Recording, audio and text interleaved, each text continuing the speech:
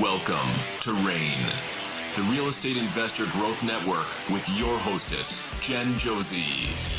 Join like-minded real estate investors and accelerate your business towards greatness. You will hear step-by-step strategies for success, interviews with real estate rock stars, and we will dig deep into past projects where we bear it all, including the good, the bad, and some just plain ugly. So get excited. Here's the bestower of badassery herself, the real Jen Josey. Listener discretion is advised. Hi, and welcome back. I'm Jen Josey, creator of REIN, the Real Estate Investor Growth Network. Whoop, whoop. On today's episode, we have a guest that will be sharing their badassery. But before we begin, here's today's badassery bestowment, my little badass gift to you. Today's topic is how to bounce back from a bad deal. Every investor hits a bump or a brick wall at some point. What separates the best from the rest is how you handle setbacks. A bad deal isn't the end, it's just another chapter in your badass story. Here are 5 actionable tips to bounce back stronger. Number 1, own your mistakes. No blaming, no excuses. Take responsibility and learn from what went sideways. Number 2, analyze what went wrong. Break it down honestly. Was it due diligence, timing, or just bad luck? Clarity is the first step to growth. Number 3, share your experiences. Talk about it with your mastermind or network. You'll get advice, support, and maybe save someone else from the same fate. Number 4, update your systems. Adjust your checklist, your contracts, your systems, so history doesn't repeat itself. And number 5, get back in the game.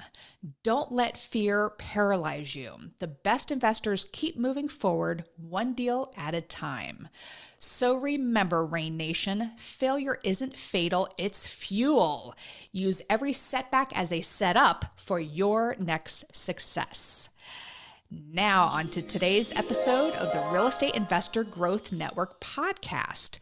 We have with us Jack Martin, co-founder of 5210, an investment firm based in Scottsdale, Arizona that's making waves in the world of mobile home park investing.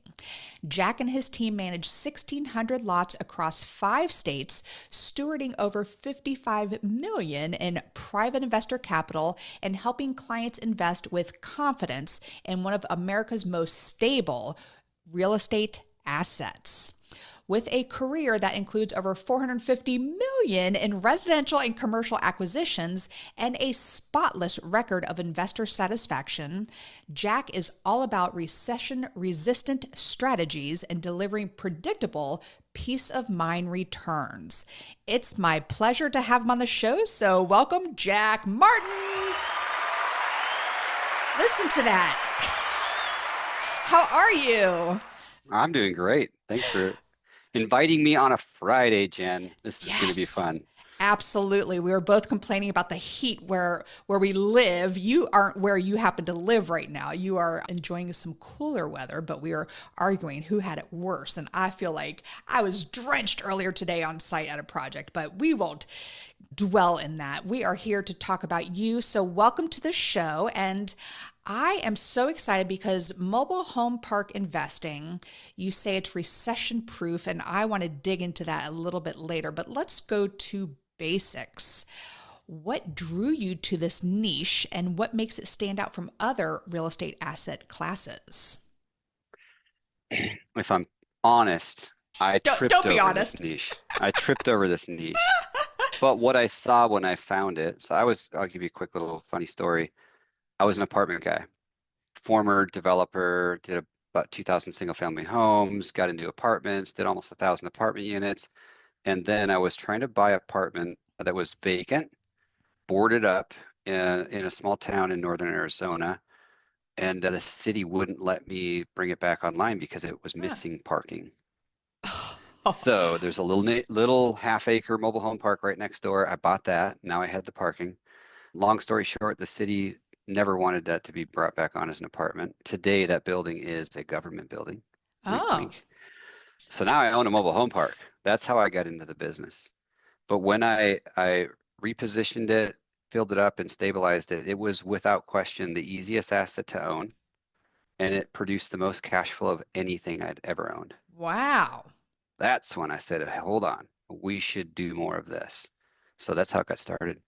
Wow. So let's go to basics for the listeners here. What is a mobile home park? And are you buying the mobile homes in addition to the park? Are you just buying the land? Like, break it all down for us, please.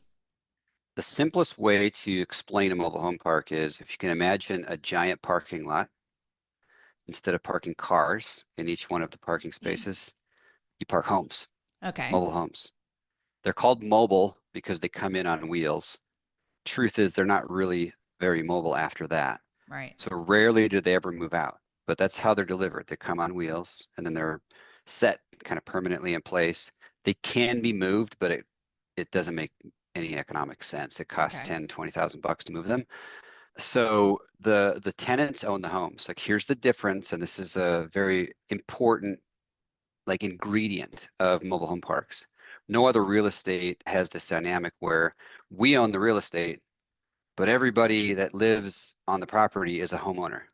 Okay. So they're making a permanent housing decision when they purchase a home. So they own the home, they do all their own maintenance, they take care of the home, they take care of all the landscaping on their lot. Oh, And then we take care of the roads and the common areas like a pool or clubhouse or any kind of common amenities, lighting, common area landscaping, that kind of thing. So our expenses are really low once it's fully stabilized, and they're very stable. So there's a few unique intrinsics about mobile home parks that most people don't know. I like to educate people because either they haven't heard of mobile home parks or the stereotype of trailer trash right. causes them to not look deeper. But the things that stand out about mobile home parks that investors love and then owners like myself love is the fact that it's the most stable real estate asset class. And I think that's by a wide margin. And the tax benefits are Oh, wild. They're incredible. So we can talk a little bit about that. But let's talk about why they're stable. This will lean towards the recession resilience. Two things stand out.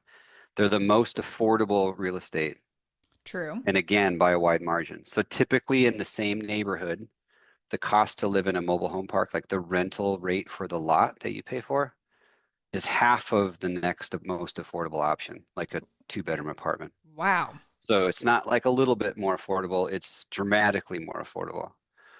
So the affordability is what attracts people. If you look at kind of a tier of housing solutions, you have luxury housing, and then you have kind of like suburb or subdivision housing, and then you have apartments, and then you have mobile home parks. Like that's the more affordable it gets. The only more affordable place is your parents' basement.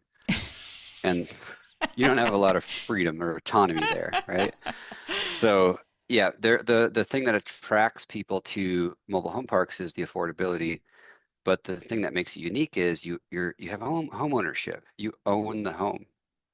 Now here's the thing that causes them to be so stable. And we'll talk about COVID, and this will kind of help people recognize why they survive recessions and events like COVID so well. In a traditional rental environment, if somebody doesn't pay the rent, they get evicted. Right. It might take 90 days or to get them out, but what they lose or what they walk away from is their deposit, 800 bucks or whatever their deposit was, right? In the mobile home park business, if you fail to make your lot rent, you do get evicted, but the penalty is you have to leave your home there. Ooh. So the park owner gets your house. Oh my goodness. Okay, so because of that, there's just no default, or it's rare. It's extremely rare. I mean, I've been in this business for over a decade. We have almost 2,000 lots now, and it's only happened twice. Wow. And the two times that it happened, both involved a death. So somebody passed away, kids Okay. got the home, they didn't want it.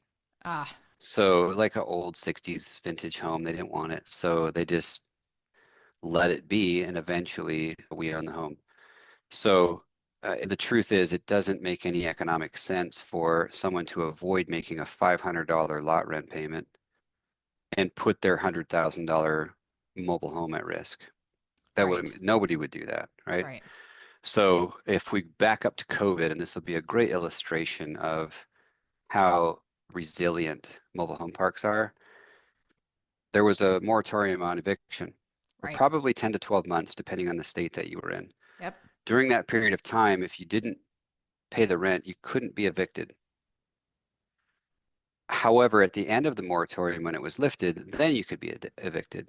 Well, if you're strategically playing the game as a resident, you could say, well, I don't have to pay the rent, so I'm not going to.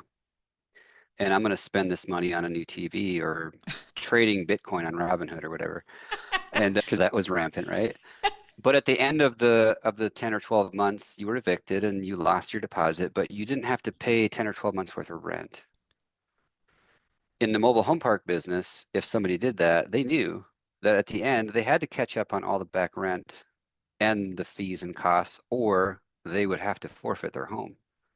So during that moratorium, we collected 100% of the lot rent. Wow. All of our properties that were lot rent. Now we did have a couple rentals. Like when we purchase properties, sometimes they come with some park-owned rentals. They defaulted. That was the game. I don't have to Right. pay the rent. Okay, fine, I won't. So they got evicted, and then we sold those homes, and now those people pay the lot rent. So I think the thing that really stands out is the home ownership. And there's no other real estate asset class where I own the land, but I don't own the homes or the units. Those are all owned by the residents. So it creates a very stable, predictable cash flow experience. You painted that picture so perfectly and made it so easy to understand. So thank you for that. I did write some questions down. So you said it's a parking lot, but there are hookups there for electrical, and then is it septic for each one, or like I'm thinking of the movie The Shitter's Full. Like how do they what else do they need in that actual parking spot, as you called it? Yeah, so there's utility hookups. So, every park's a little bit different, but usually Okay. there's water, sewer, and electric. Okay. And then in some cases, there's also gas. Different parts of the country require heating. Oh, In some parts of the country, there's cable hookups and that kind of stuff. But at a minimum, there's water, sewer, and electric. Typically, the electric is direct billed. So okay. the tenant pays their bill directly to the utility company, an electric service company. And then typically the water that comes into a property is master metered as it comes into the park. So the park's responsibility to sell it. And the number of units that's used usually equates to the number of units that are charged for sewer. So water Okay. coming in gets charged sewer for going out. We typically will put submeters on every single one of the lots, so that the tenant pays for their actual number of units of water that's used, and the same Nice. thing with sewer. Yeah. Now there is Very smart. septic. Some parks have septic. Depends on when it was built and where it was when it was built. But most commonly, the parks that we buy are going to be city water, city sewer. Okay. Nice. What are some typical lot rents? I think the average across the country is in the mid 500s range. Wow. So at the kind of extreme ends of the spectrum, on the coast in California is like $2,500 a month. But those mobile homes also sell for like $1 million. Oh my Yes. goodness. Yeah. So that's the cheapest real estate on the coast. And then like in rural parts of the Midwest, you might have lot rents that are $150 a month. Okay. Yeah, But in in my most, neck of the woods, it's like 250 or something. yeah, in most kind of like call it primary and secondary markets, it's probably somewhere in the range of $500 to $700 a month. Okay. Yeah. Wow. Goodness. You are making this sound magical. I got to check this out. So, as an investor, if somebody's out there listening and they want to get into it, what do they look for if they're assessing a property? Are you buying raw land and creating a mobile home park? Are you buying a mom and pop who's going out of business, buying theirs, taking over the business? What does that process look like, and what do you look for when purchasing a mobile home park? A lot of nuance with this question, I know, it but was loaded.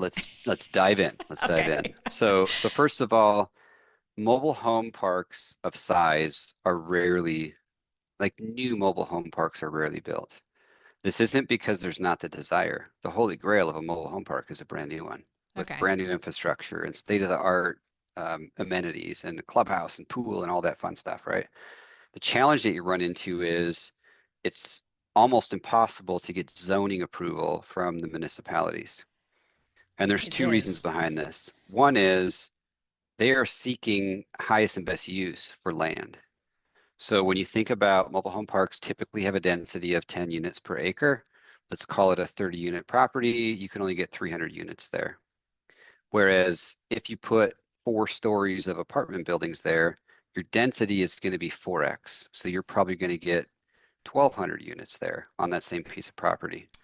Okay, well then Interesting. mobile home park rent being $500 to $700 in that same marketplace, brand new apartments built would probably be somewhere in the range of 2,000, 2,500 a Right. month. Yep. So then do the math. You got 4x the number of units, and then you have 3 or 4x the rental amount, and then you're the city who's collecting taxes on that. Ah, Choose. Choose.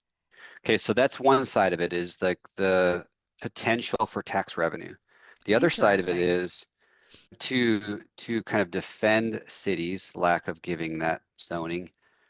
It's usually a losing proposition for them Hmm. to give zoning for a mobile home park because they're still required to provide services to the resident, those 300 residents, school and fire and police and Right. all those kind of things that the cost that they the cost to provide those services is less than the tax revenue that they gather. So it's a little bit of a business decision with respect to cities, but you won't get in a primary or secondary city, you will not get the city to give you zoning for a piece of land like that. You just won't. Well, If you have grandfather zoning, maybe you could get them right. to allow you if it was already zoned that way, but you wouldn't get them to give you the zoning. Well, I know for a fact my county will not allow any more new mobile home parks built because There you that has go. already been. So I'm thank you for explaining why, because I was always just curious. I have a 5-year goal of creating a micro resort, which looks kind of like it would be a mobile home park, but it's going to be either tiny cabins or A-frames, just little small ones where people can go and just have around a lake or something. And so I am always looking at mobile home parks and taking them and maybe converting them because all the utilities, the structure's already there. So that's something I'm always looking at. And I have found in Wake County where I live that they absolutely will not allow any more building of mobile home parks. So the whole taxing of it makes so much more sense. So I do appreciate you explaining that to me. So Yeah, then you look at the other yeah, side of that. Like if you said, okay, well, let's just get out of the city. Let's go out in a right. county, then you run into utility issues. Uh, And the cost of developing the property with your own private utilities becomes the barrier. So interest, because that that I'm doesn't used mean to the that there's not, septics, right? yeah, so there's still new mobile home parks built. So Texas is the most favorable. Okay. They're the most growth focused in most of the new mobile home parks in the United States get built in Texas, but it's like a dozen parks per year. This is not like hundreds. Wow. And when I say that, I mean parks of size, 100 lots or more. There are more parks knocked over for redevelopment into another use in Phoenix alone. There was a dozen parks knocked over last year in Phoenix. So like across the country, there's probably 100 mobile home parks that disappear every year. So Mm. it's an asset class that's becoming scarce, and really good quality mobile home parks they're becoming more and more rare. Interesting. So going back to that loaded question I gave you, what do you look for when you're purchasing? Like, how do you assess a mobile home park that you are going to purchase? So for us, now this may be different for somebody else, but for us, and we've been doing this for a while, our number one focus is what is the market. So location, location, location matters Good. the most. So not just the market itself, but the location of the property in the market. So what's the submarket? We like to be in markets where the median home value is at least 300,000 or greater. Nice. There's a purpose behind this. Mobile homes, a single wide mobile home of decent quality, let's call it 2x6 construction, R19 insulation, kind of built like a single family home with standard size cabinets and some stainless steel appliances and drywall, right? That kind of so it feels like an actual home, just Yep. comes in on wheels and it gets set up. They're probably about $100,000 in cost once they're delivered and set up with air conditioning unit and everything. That cost is the same no matter where you are in the country. They get delivered, they come from the same factory. There may be a little bit of cost because in California or New York City, it's the contractors charge more. Right. But for the most part, it's about $100,000. So now think about the affordability factor. If you're in a market where you can buy a single family home in the same neighborhood for 150 grand, where you own the land, why would you buy a house in a park where you don't own the land? Gotcha. There's not enough incentive. Well said. What we've discovered is if the delta is large enough, then the cost of living there is substantially less, and that's the affordability factor. So the more expensive market, the more affordable a mobile home is. Interesting. Very cool. So that's the first thing that we look at is the market. Anything else you want to tack on there? Yes. Other things that we'd look at is, what in our view, quality. Quality is important. So in the mobile home park business, commercial real estate, they rate things as Class A, Class B, C, D, like that. In the mobile home park business, and I don't know why they did this, they rate it on a star rating. And it goes from 1 star to 5 stars, just like you would have reviews on Google. On this podcast. Yeah, that's right. So, wow. and 1-star parks, you don't want to go there at night. Oh. And you should be packing some heat. And a 5-star park is a brand new gated subdivision. Beautiful. Oh. Okay. So we believe that the value is in the middle. So 3-star parks they're in safe neighborhoods. They're of good quality or solid quality, and you come in there and you do some capital improvements to it, they'll be the nicest asset in the neighborhood. But they're a clean, safe, affordable place to live. Nice. Usually they'll have paved streets, sidewalks, some amenities. They're just like moving into a normal subdivision. They're nice. Okay. Whereas 2-star parks are more like high density, gravel roads, no amenities, typically a little more rural, but they can also be urban. And then 1-star that's where the stereotype comes from, is from the 1-star parks. Okay. That is the trailer trash. We don't buy those. Gotcha. Yeah. So you've mentioned amenities a few times, and is that something that can provide value add when you purchase a mobile home park and maybe it wasn't run very well at all, and can you add certain amenities? What amenities make the most bang for your buck? What does that kind of look like? Yeah, again, nuanced question, but let's talk about this. So amenities are things that a mobile home park is a parking lot where with utility hookups. That's a mobile home park, and roads. People bring in their homes and they have affordable living. Amenities are going to be anything that's in addition to that. So a pool, a spa, a clubhouse, like a place where people can have birthday parties and that kind of thing. And then things like playgrounds, if it's a family park, and dog runs and those kind of sport courts and those kind of thing, like basketball court.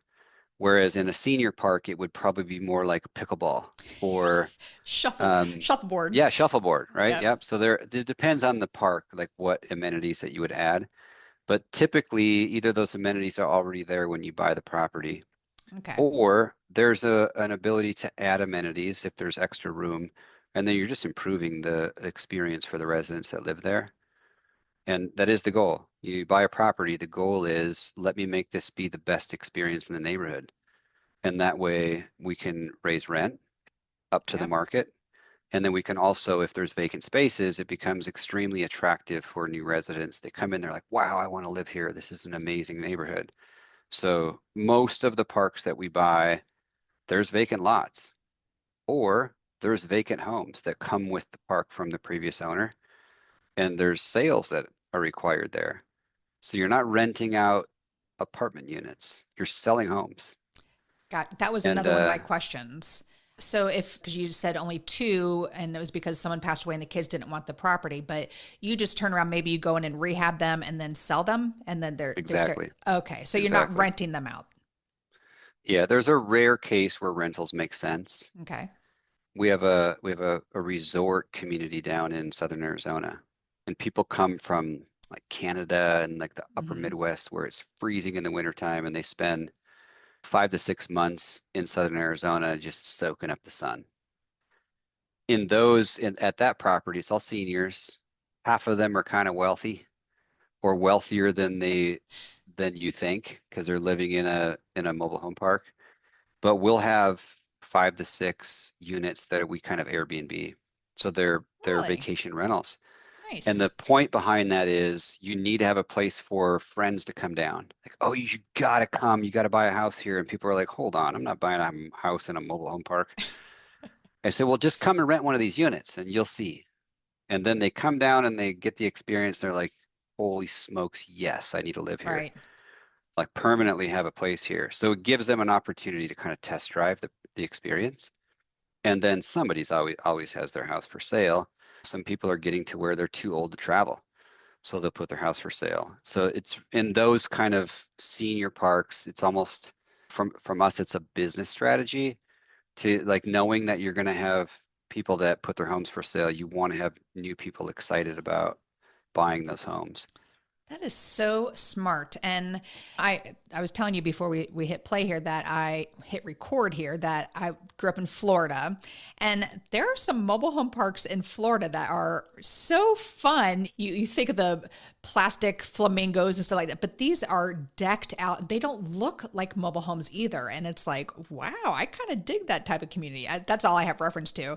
Up here in North Carolina, the ones that we go by are not, they're more the probably 1 to 2 stars in the areas that I'm looking, because they're on the outskirts, because they're not allowing them to build them into the towns. But that's really interesting. So before we go to talk about your company 5210 and how maybe some of the listeners, if they want to invest with you, are there any common misconceptions about mobile home park investing that you'd like to clear up for the listeners?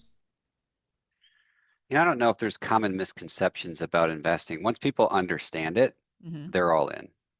It really stands out. The crowd that follows us around and is on a programmatic basis invests again and again and again in each one of the properties that we acquire.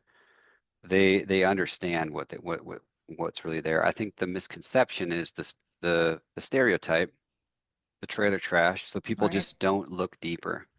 What's really interesting is different check sizes view investing differently. So what we found is entry-level passive investors writing a $50,000 or $100,000 check, they're usually asking, how much can I make and how soon can I get my money back? Right. Whereas the larger check writers is asking, how much tax benefit can I get? Ooh. And how can we never sell? In other words, we're not paying it back and yet get my money back. So and there's not a lot of asset classes where it makes there's no other asset classes in our experience, because I've done land, I've done single family homes, condos, I did a little bit of office, did a lot of apartments. There's no asset class where you can get the combination of stability, mean preservation of loss, like you're not really putting your capital at risk, to events that you can't control. So, and I'll shine a spotlight on this after, and then the tax benefit. Like you put those two combinations, and then you still get a nice yield. You still get a mid-teen IRR, and there's a coupon along the way. And there's just a lot of powerful performance attributes that you'd be surprised by when you look at it through the lens of, I want to be in the fancy glass Class A apartment because this looks sexy. But what's sexy about mobile home parks may not be what it looks like. Although you'd be surprised, some of our properties are gated subdivisions. They're awesome, yeah. Yeah, but what's sexy is the performance, and once you understand that, it's great. So back to that comment that now I lost my train of thought. Let's go back to your questions. So misconceptions for people. trying to think of what was the point that I was trying to make. You were talking about taxes too, because I really want to get into what the tax benefits Let's talk about are. that. Let's talk about that and the why, because most people are not familiar with the why, especially now that the new administration has brought back the bonus depreciation to 100%, and that's permanent. Huge, yeah. So think about a piece of real estate, and let's call it a $10 million commercial property. Okay. And let's do a comparison between a $10 million mobile home park. In the commercial property, whether it's an apartment or a industrial building or an office, it doesn't make a difference. Most of the value of the property is in the building. Okay. So a little bit of value is in the parking lot and the landscaping, and if it's an apartment, maybe it has a pool, right? So typically land is going to be about 20% of the value of the property, which you cannot depreciate. So you have $8 million left that you can depreciate. In a commercial property, of your standard commercial property, about 7 million of that is the building, and maybe $1 million is capital improvements, or excuse me, land improvements. Okay. Land improvements fall into a class of 15-year life. So then in the eyes of the IRS, they say that those will last 15 years. That's the life span that they have. And then you have to replace them. Buildings, on the commercial side, it's 39 years. And on the residential side, it's 27 and a half years. Right. The cutoff for bonus depreciation is 20. Okay. So anything that falls into a useful life of 20 years or less can be expensed in the calendar year that the property is purchased. So the write-off you get from bonus depreciation, where moving forward it's 100%, is the amount of value that the property has that has a 20-year life or less. Okay. So in the commercial building, that's about $1 million in a $10 million property. Now you can still go through a cost segregation study and you can get more of it. Yep. So you could get maybe 30 or 40% of the property's value to qualify for bonus depreciation. But in the mobile home park, it's the flip side of that. It's the land. About $1 million, well, $2 million is still land. Okay. There's $8 million left, but then about $1 million is the building. It's the office or the clubhouse or the laundry facility, right? Gotcha. All the rest is land improvements. So you'll have $7 million of land improvements in that general example. And all of that gets to be written off or taken as bonus depreciation in year one. Here's where this really starts to get powerful. If you're buying a $10 million property, are you paying cash, $10 million cash for it? No. How much money are you probably putting down? On a conservative basis. 20%? Conservatively, let's call it 4 million. Okay. Like you're really conservative. You don't want to over leverage. So you got $6 million in debt, $4 million in cash, right? And then let's say that you're going to raise another $500,000 or even $1 million for capital improvements. You're going to really make this place nice, right? So you have $5 million of capital involved in this property, but you have $7 million of losses. So depending on the debt, I know there's some nuance and we don't need to get into that here, but investors are definitely going to get dollar for dollar passive losses. You invest $1 on your K1 that year, you get a loss of $1. There's cases where you could get 150% coverage. So the tax benefits are so substantial. It's more attractive than the yield. Wow. That's why people love investing. Well, that's why intelligent investors love mobile home parks. And then on top of that, you're not going to lose your money. Well, if you invest with a responsible operator, your risk is extremely low. Mobile home parks. Oh, this is what I was going to share with you. They foreclosure. Remember 2008 through 2011? Unfortunately, yes. I think everybody that is investing in real estate has some exposure to a painful memory there. Almost every asset class was riddled with foreclosure. Right. When Nate and I started this business, the first thing we did is said, what survived that GFC crisis the best? We looked at mobile home parks because I had tripped over them. We looked at Arizona in all the markets we wanted to be in, 0 foreclosures. Said, oh, it's interesting. We looked in Texas in all the markets we wanted to be in, 0 foreclosures. Wow. We looked in Nevada in all the markets we wanted to be in, 0 foreclosures. That was kind of a clue. these things don't go to foreclosure. It's because of the stability. It's because of the home ownership of the residents. And then think about this. When everybody is struggling and they're seeking to get a more affordable housing solution, where do they go? Well, Turns out the most affordable housing solution is in high demand during those times. gotcha. When things are expensive, like they are today, how can somebody find affordable housing? Again, turns out mobile home parks are in high demand. So it's so important when you're looking at investing to look at worst case scenario. What happens if we get another GFC kind of crisis? Is it possible, even if I have a great operator and we make good decisions and we're conservative with our debt, could the rug still be pulled out from underneath me?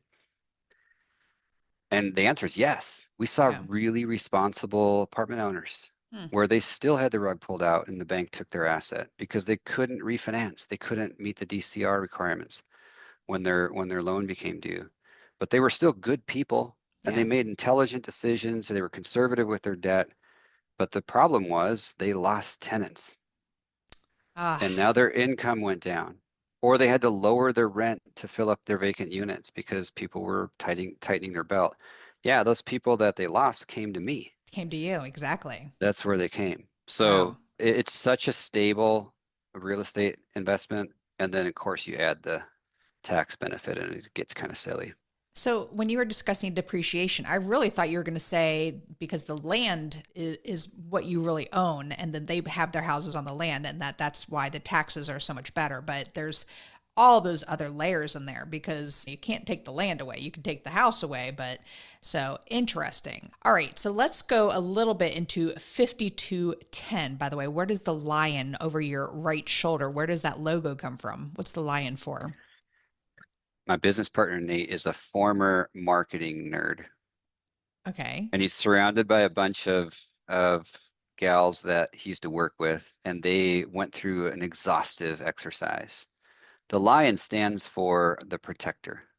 Oh, So if you think about if you're going to invest your capital with somebody, you want someone that will be fiercely protective of it, like a lion is of his pride. So that's kind of the background. very cool. Thank you for that. I was just curious. So 5210, it is an investor-centric approach you have for disciplined business model is what I have in my notes here. But if there's listeners out there who they've heard this is a great place to invest is through mobile homes. Maybe they don't want to own the mobile home park themselves, but what do you look for? How do people invest with 5210 and what does that whole process look like? Yeah, I think that before I share that, it's important to share, even if you don't invest with me, like mobile home parks are smart. Yeah.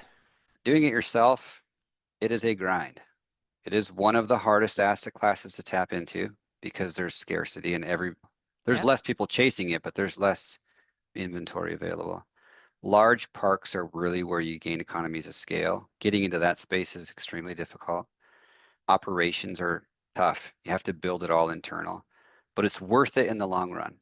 Okay. I mean, I could do apartments in my sleep by comparison, but when you get a fully stabilized mobile home park, which is 100% of the lots have a home on them and they're all owned by the tenant, all the capital improvements are done and there's no deferred maintenance. I mean, it's just becomes a cash machine. Right. And your expenses are really low in comparison. And you don't have turnover. Like it's just a steady cash machine. So doing it yourself is obviously an option. Encourage those that like to roll up their sleeves and go do this themselves to pursue that angle. But if you're going to invest passively, here's what you should look for. First of all, they should have a good track record. They should know what they're doing. So you don't want to get in bed with the first time Yep. mobile home park owner because there is so much to learn. Those are the ones that typically don't go in the right direction, Okay. or at least they have the most challenges. I think the most important thing to get right, and this is irrespective of your investment in any asset class, get the people right. Could have a great deal, Jen, and you got a nefarious heart as the operator, they will take advantage of you, full stop.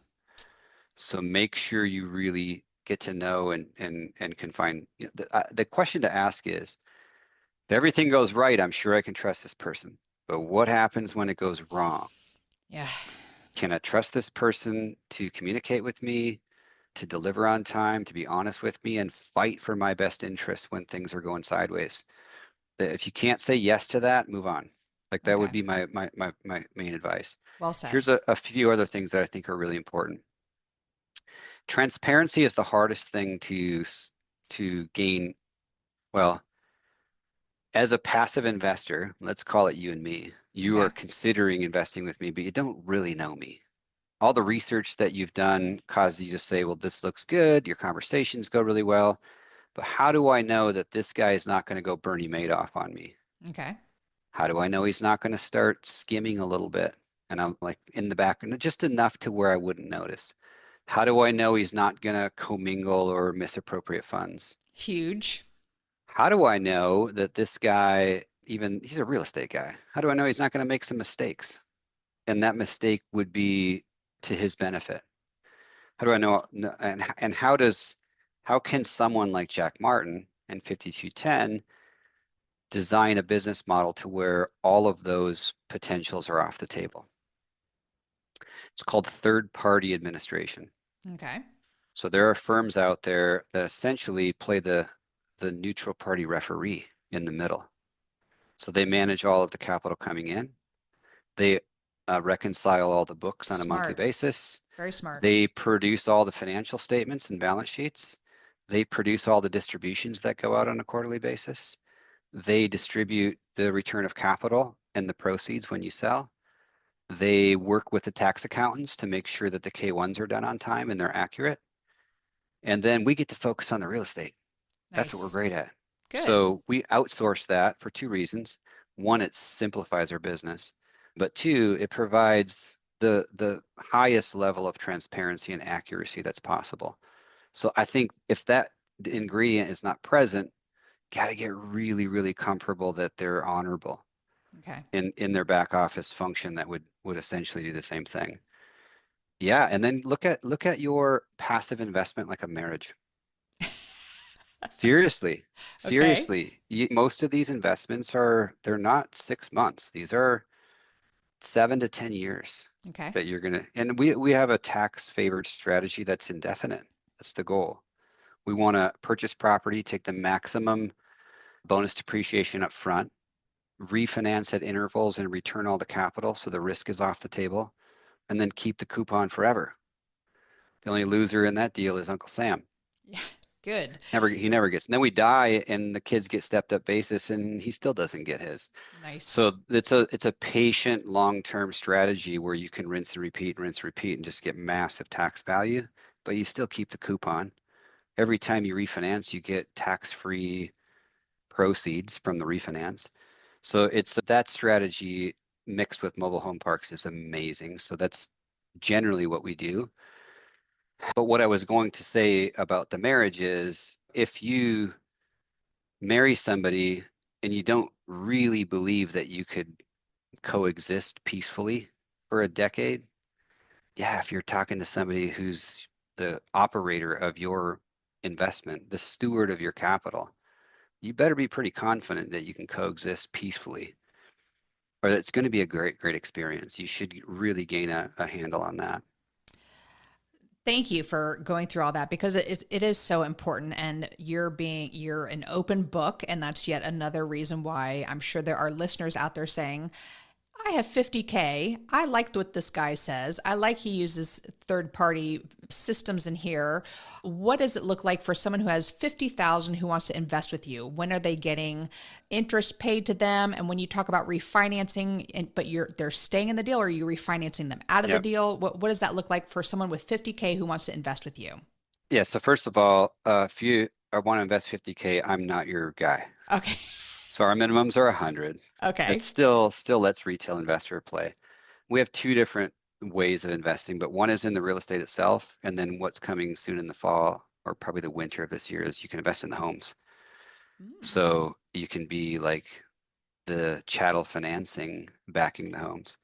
But the real estate is the most common one. So $100,000 invest. The day that your capital arrives in the partnership account, it begins to accrue what's called a 7% preferred return, Okay. which means the first 7% goes to the LPs. LP stands for limited partner. That's Yep. also synonymous with investor. Before the general partner, that's me, gets a dime. Okay. So from the cash flow from operations of the property, you have to receive 7% on a cumulative basis before the GP gets a nickel. If there's a shortfall in any calendar year, that shortfall carries forward. So let's say that we're able to produce 4% in year one. Well, we still owe you 3. So next year, we owe you the 7 again, plus 3, which is 10. Nice. And so that goes until that preferred hurdle is met. A hurdle meaning that 7% cumulative return to all the LPs is met. After that, we start to share cash flow. That's the game that we're in. So I want to buy a property. I want to reposition it. I want to, as soon as possible, meet that 7% preferred return so that you and I can start sharing capital. Our long-term strategy involves additional hurdles. Once you get to 15, the split becomes a little bit less in your favor, meaning, well, it starts out, it's wildly in the favor of the LP. They get most of it Okay. after the 7%. But I want to pursue where we're equal partners someday. Most of these properties, it'll take me 12 to 15 years before I'm equal partners. But then by then you've gotten all your capital back and you probably made a 15, 20, or 25% return, depending on the size of the check you wrote. And now, well, we have the same exact aligned interest. Every dollar I make benefits you just as much as it benefits me. That's the whole game. Very cool. My question is, when are those payouts? Do you pay quarterly, So, monthly, annually? Yeah, distributions of cash flow are quarterly, and that Okay. goes on every 90 days like clockwork. We're pretty proud to say we've been on time going on 9 years now. We've never missed one except for there was one time we were 2 weeks late. And that was because we were switching software and we had to get the software done. It took longer than we thought. That's all the accounting software. But we were 99% of the time exactly, you could set your calendar by us. Same thing with tax documents. Never been late on tax documents. Nice. So March every year. So, and then when we do return of capital, it depends on the market and the interest rates, but typically we're seeking to start returning capital in years 3, 4, or 5. So we'll reposition the property. It'll be worth more money and we'll tap into that equity. We're pretty conservative. So we're really trying to leverage 65, 70% max. Wow. And yeah, then that capital goes back to the investors. So you have less risk. So the goal is to return capital back to investors as fast as possible so that all of the risk is removed. We still own the property. They still own their percentage interest. They still own the cash flow and proceeds from future refinance. And we haven't paid taxes. And then we just rinse and repeat. Wow. That is so well explained, and I appreciate you taking the time to do that because all these numbers and things that you are good at, it's tough for the listener to kind of see where they fit in there. So thank you for taking the time to do that. So before we move to the second part of the podcast here, how do people get a hold of you? You are, in my eyes, an educator first. And I love that you really broke things down. You said what to look for people. And by the way, here's my company, but you were very specific in how to find people to invest in and very open about it. So if people have questions about investing in mobile home parks, or if they want to invest with 5210, how do they get in touch with you? Easiest way is to go to our website, 5210.com. That's the number 52 and then TEN.com. Good. Go to the contact page, fill out a little form, and the response will be me inviting you to put a call on my calendar. Perfect.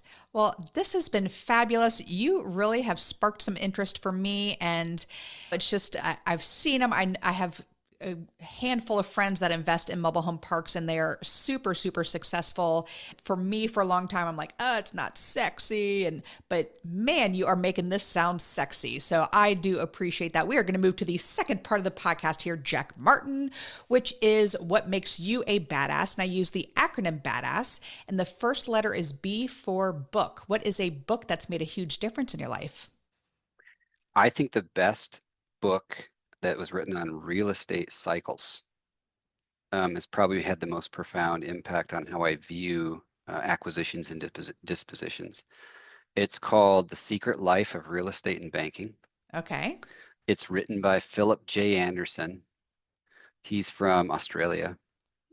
It's written primarily about American real estate, and it goes back 200 years, and it tracks the rise and fall of real estate. Wow. And it interweaves greed, fear, politics, and banking. So it's just a fascinating book, but it's very predictive. So I'm not going to spoil it for the readers, but there actually is a cycle that is rarely off by more than 12 months. Interesting. So, and hint, hint, we are coming to one end of that cycle coming up in a couple of years here.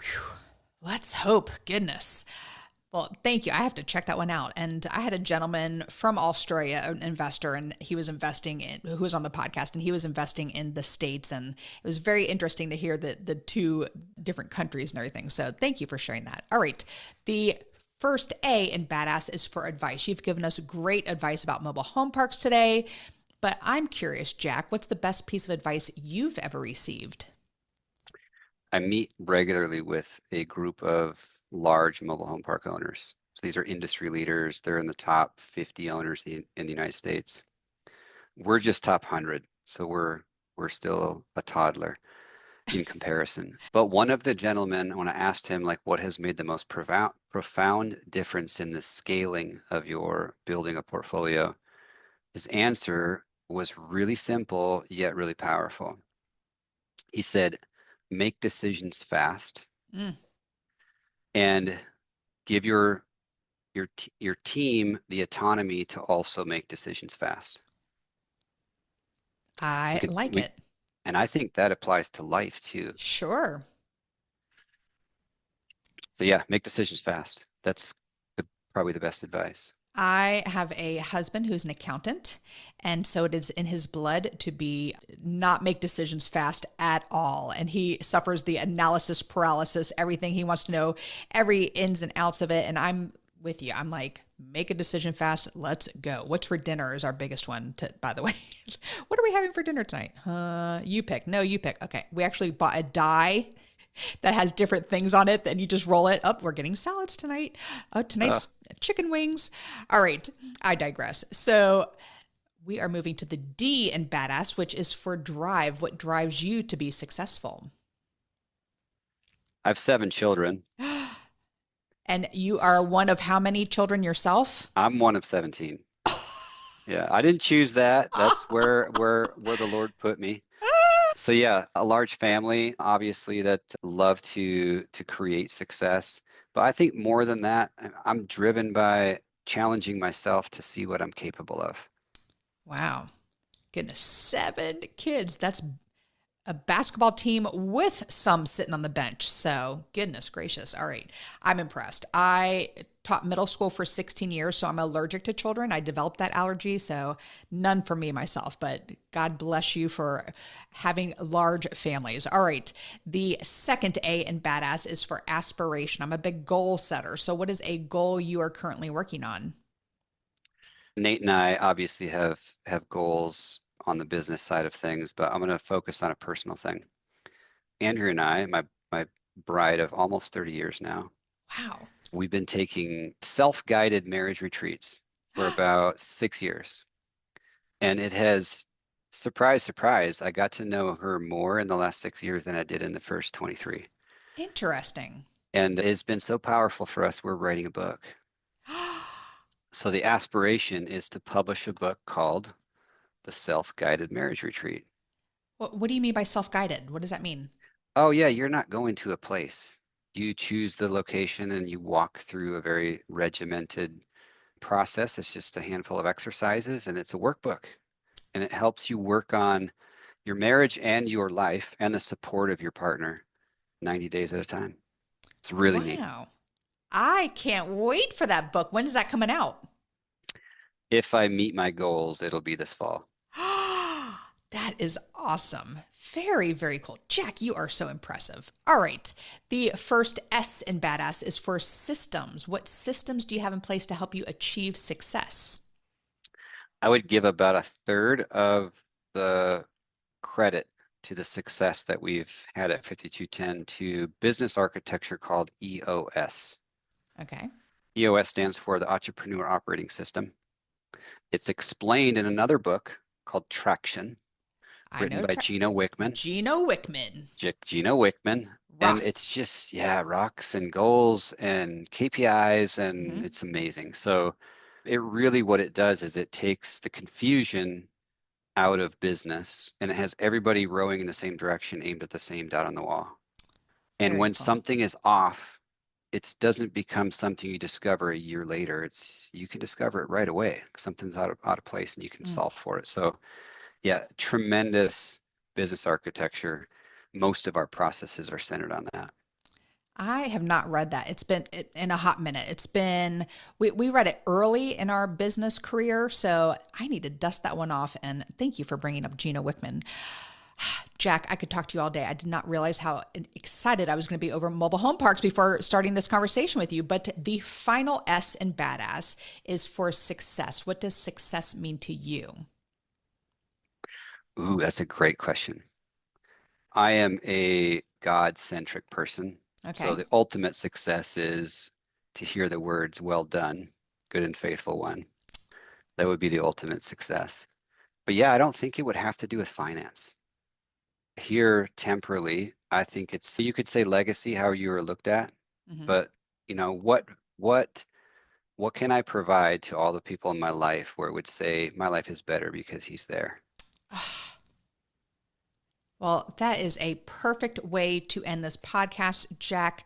So great meeting you. And thank you for all these wonderful insights into this industry and the whole recession-proof because of what's going on right now and this cycle from this book that you read about from the Australian guy. And all of this is just really is an eye-opener into this industry. And I do truly appreciate you sharing all of your information about mobile home parks today. Thank you, Jack.